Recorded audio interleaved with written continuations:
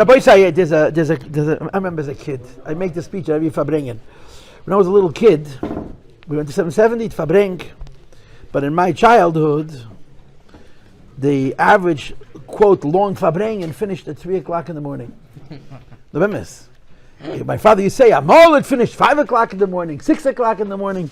Harav Leibel Shapir from Florida, told a story that when Berke came from Russia, I think it was from Achei Temimim. He brought a bottle of spirit, 96er, and he brought it from the Yidden from Russia. You know what they used to do? You ever saw the videos? The Chassidim would gather together, and they would take the bottle, and they would speak to the Rebbe. And then they brought the bottle to the Rebbe, and they put it on the table, and the Rebbe got the messages. Kedake B'Kodesh.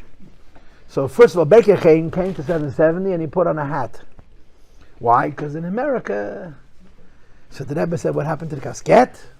To the, how do you say in English, casket? The cap. Casket. So he said that Matam gesagt does in America, this is a new dress. And the Rebbe said, B'shul mei nicht. He has to find the casket. And his son had to go home to get the casket for him. But in the meantime, the Rebbe said he has to take the hat off.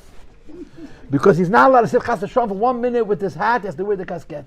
But you're not allowed to sit by Farbrengen without a hat, so the Rebbe gave him a napkin from his tray of napkins, and he wore the napkin until the son brought him his casket. So Berke brought this bottle of spirit, 96, poison, from Russia, and he put it on by the Rebbe, and the Rebbe took it. You know how the Rebbe used to do? He poured into his becher. He poured from his becher into the bottle, then from the bottle back into the becher. And then he would pour from the becher back into the bottle, and he would shake it up, and he would give you the chaim. So he poured himself a little of the mashke. He gave Berke the mashke. He said to give it out to Meilam.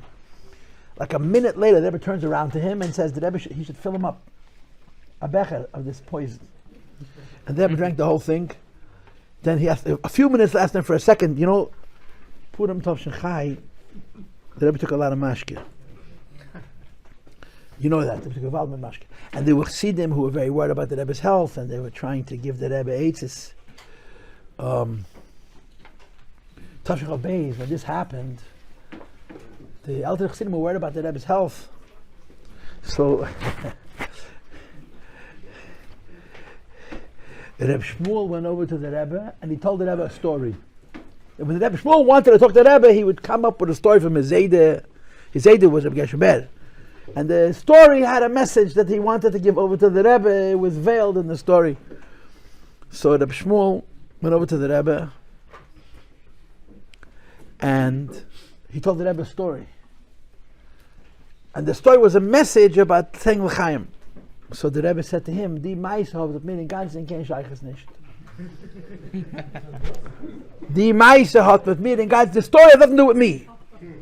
Then Harav Beryl Rivka got up. He was the Rosh Yeshiva in Teredas. He was a Tomin from Lubavitch. And he went over to the Rebbe also to say something about how much the Rebbe was drinking. And the Rebbe said, "Was willst du?" But the Rebbe said it in such a way that he became a ganz in tumult. He said to the Rebbe, "Ich weiß nicht. I don't know what I want." The Rashag sat at the head of the table. The Rashag got up, and he didn't go to the Rebbe from the stage. He went on the other side so that he would face the Rebbe. And Beryl Rivka told me that the Rashag said, "The Shvager versteht allein was darf tun." He came to the Rebbe's defense. There's a Tavshach Beis, like, leave him alone, he knows what he's doing kind of thing. But when he walked up to the Rebbe, before he could say what he wanted to say, the Rebbe said to him, "Was der Akshikerov sagt, weiß ich nicht. Was Hara Rivkin sagt, weiß nicht." Und was sagst du? What the Akshikerov is saying, I don't know. What Hara Rivkin is saying, he doesn't know. What do you want to say? So Leibel Shapiro said two things about that Farbrengen. The Rebbe said that he used the Russian expression, it's not working. He's drinking and drinking and drinking and it's not working. But the Rebbe said to the Rashag, Farbrengen bez Eira Baker. When they walked out of 770 after Kesha Bracha, people were getting on the train to go to work. It was 8 o'clock in the morning. For a whole night. Anyway, but In later years, it was a little shorter. There's a story about that also. But when I was a child, we were kids. We didn't understand anything. So depending on how Chassidish we were, we either sat the whole Farbrengen on their father's lap, or we would, quote, go to the bathroom and like disappear for a few hours. Anyway, but we spent our childhood going to these